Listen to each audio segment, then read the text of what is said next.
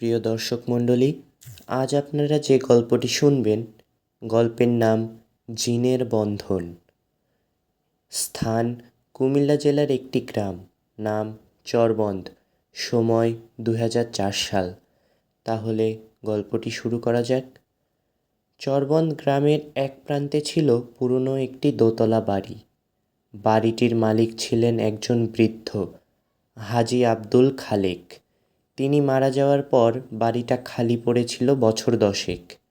কথিত ছিল এই বাড়ির দোতলার একটি ঘরে একটা অদৃশ্য জিন বসবাস করে, যে নাকি মাঝে মধ্যে রাতের জানালার পর্দা নাড়িয়ে দেয়, কারো নাম ধরে ডাকে আর দরজায় ঠকঠক আওয়াজ করে।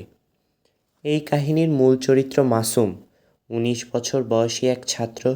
শহর থেকে গ্রামে তার মামার বাড়িতে বেড়াতে এসেছিল। সাহসী ও যুক্তিবাদী মাসুম ভূত প্রেতে বিশ্বাস করত না।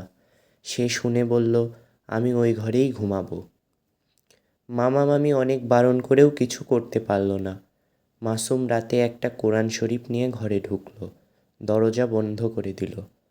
রাত 2টা বাজে। হঠাৎ জানালার পর্দা যেন হাওয়ায় নড়ে উঠল। মাসুম দেখে জানালা বন্ধ, কিন্তু বাতাস যেন ঘরের ভিতর বইছে। এরপর তার কানের কাছে কাঁচা গলার আওয়াজ, মাসুম! সে চমকে উঠে বসল। ঘরের কোনায় এক ছায়া মানুষ, লম্বা, মুখহীন, চোখ দুটো জ্বলছে। মাসুম সাথে সাথে আয়াতুল কুরসি পড়া শুরু করলো। ছায়াটা একটু কেঁপে কেঁপে উঠে মিলিয়ে গেল, কিন্তু ঘরের বাতাস ঠান্ডাই হয়ে গেল, বরফের মতো। এরপর থেকে প্রতি রাতে ছায়া এসে হাজির হতো, মাসুমের নাম ধরে ডাকতো। রাতের খাবার টেবিল থেকে খাবার কমে যেত, কখনো মাসুমকে ঘুমের মধ্যে কেউ যেন ধাক্কা দিত। 3 রাত পরে মাসুম রাতে আবার ছায়াটাকে দেখে। এবার সে ভয় না পেয়ে জিজ্ঞেস করে, তুমি কে? আমার কী ক্ষতি করতে চাও?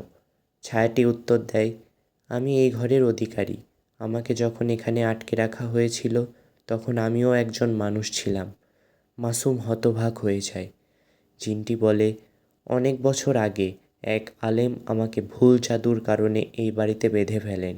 আমি এখন বন্দি। আমি তোমার ক্ষতি করব না, তুমি চাইলে আমাকে মুক্ত করতে পারো। মাসুম ভয় পেলেও জানতে চায় কিভাবে।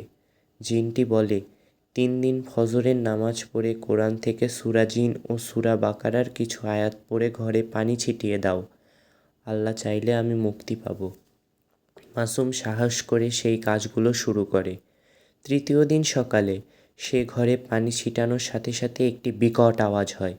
জানালার কাঁচ ভেঙে পড়ে, ঘরের বাতাস ঘূর্ণি হয়ে ওঠে, আর ছায়াটা ধীরে ধীরে হালকা হয়ে মিলিয়ে যায়। শেষবারের মতো একটি আওয়াজ হয়, ধন্যবাদ মাসুম, আল্লাহ তোমাকে হেফাজত করুন। এরপর থেকে সেই ঘরে আর কখনো অদ্ভুত কিছু ঘটেনি। মাসুম সেই অভিজ্ঞতা কাউকে না বললেও নিজের মাঝে একটা পরিবর্তন অনুভব করে। সে নামাজে মনোযোগী হয়ে ওঠে, নিয়মিত কোরআন পড়ে, আর তার জীবনে কখনো জিন আর দেখা দেয়নি, কিন্তু তার ভেতরের আলো অনেক গুণ বেড়ে গিয়েছিল। সব জিন মানুষকে কষ্ট দেয় না। অনেক জিন আল্লাহর ইবাদত করে। যারা ক্ষতিকর, তাদের মোকাবেলা করা যায় ঈমান, কোরআন আর সাহস দিয়ে। সুপ্রিয় দর্শক মণ্ডলী, এই ছিল আজ আমাদের গল্প। গল্পটি ভালো লেগে থাকলে আমাদের চ্যানেলটিকে সাবস্ক্রাইব করে বেল আইকনটি প্রেস করে দিন। ধন্যবাদ সবাইকে।